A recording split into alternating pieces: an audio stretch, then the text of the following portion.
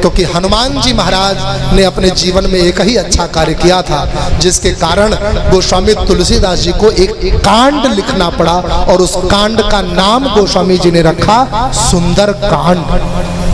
शत्रुघ्न भैया, दुनिया का कोई भी कांड सुंदर नहीं हो सकता। कांड का मतलब है कुछ गड़बड़ हुआ तब भी उसका नाम कांड पड़ता है, लेकिन एक अच्छाई के कारण, हनुमान जी के एक अच्छाई के कारण गोस्वामी जी को उस कांड का नाम ही सुंदर कांड रख देना पड़ा। क्या अच्छाई थी? समुद्र लांघ करके गए थे इसलिए नहीं, जल को लांघना पाप है। सीता जी का पता लगाया इसलिए नहीं, किसी के घर में चोरी से घुसना पाप है।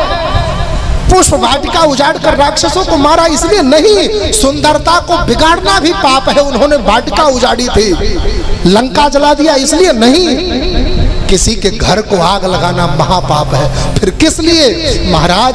मात्र इसलिए कि गोस्वामी की पहली चौपाई उस कांड की है। बाबा लिखते हैं, जामवंत के वचन सुहाए, जामवंत के वचन सुहाए,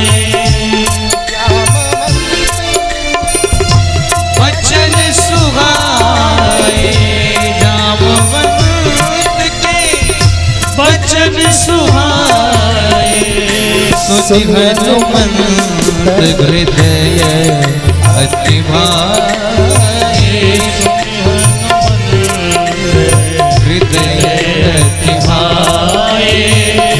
श्री राम जय राम, जय जय राम, श्री राम जय राम, जय जय राम।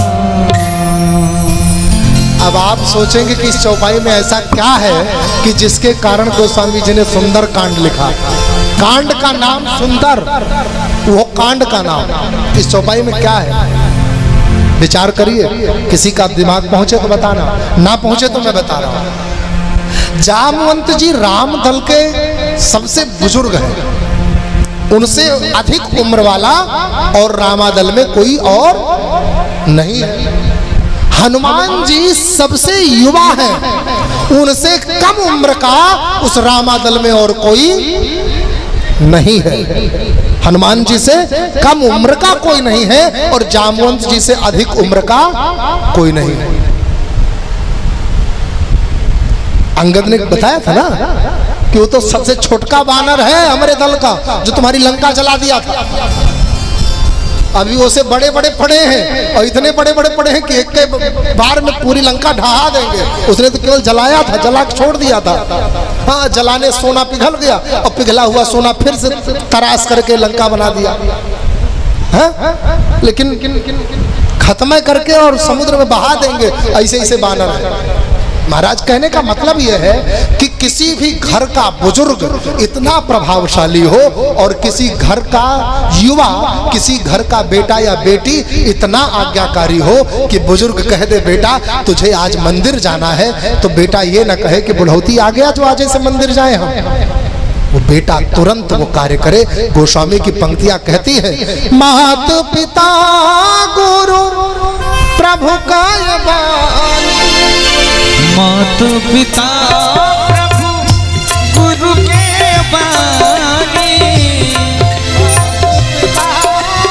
गुरु प्रभु का बानी, मात पिता गुरु प्रभु के बानी, बिनहि विचारी करै शुभ जानी, बिनहि विचारे करे शुभ जानी। माता पिता गुरु और प्रभु, प्रभु मतलब इष्ट, जो राजा हो, हमारा स्वामी हो, मालिक हो, वो इन चारों की बात पर कोई यदि विचार कर लिया तो समझ लो पापी हो गया।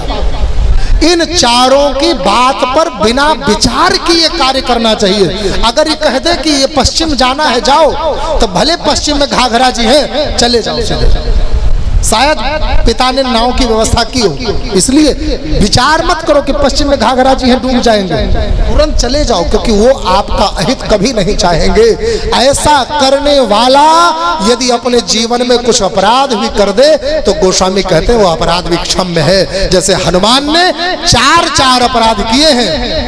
एक स्त्री पर हाथ उठाया, जल को लांघे, पुष्प वाटिका को उजाड़ा और घर को जलाया। ये 4 अपराध किए, लेकिन ये चारों अपराध क्षमा है, केवल एक सत्कार्य के कारण कि बूढ़े व्यक्ति ने एक ही बार कहा पवन तनय बल पवन समाना का चुप साध रहो बलवाना, तो सुनते भयो पर्वता कारा। जामवंत मैं पूछो तो ही उचित सिखावन दीजो मोही। अब मैं तुमसे पूछ रहा हूँ, उचित सिखावन दो। लंका उजाड़ लाऊं कि रावण को मारकर बंदी बना लाऊं कि सीता जी को जीत कर ले आऊं? अब सही सही बताओ क्या करना है। महाराज जामवंत ने कहा मुझे पता है कि तुम लंका उजाड़ सकते हो, मुझे पता है तुम रावण को मार सकते हो। रावण को दुइये लोग तो मार सकते हैं, बानर मनुज जात दुई बारे, हम काहू के मर ही न मारे, ऐसा वरदान प्राप्त किया है। तो 2 लोग मारते थे और तुम बानर भी हो तो तुम मार सकते हो, तुम सीता को जीत कर ला सकते हो। लेकिन इस समय हमारा कार्य नहीं है, ये कार्य रघुनाथ का है। हमारा कार्य मात्र इतना है कि समुद्र को पार करके जाओ और सीता की खोज ले आओ। लेकिन हाँ,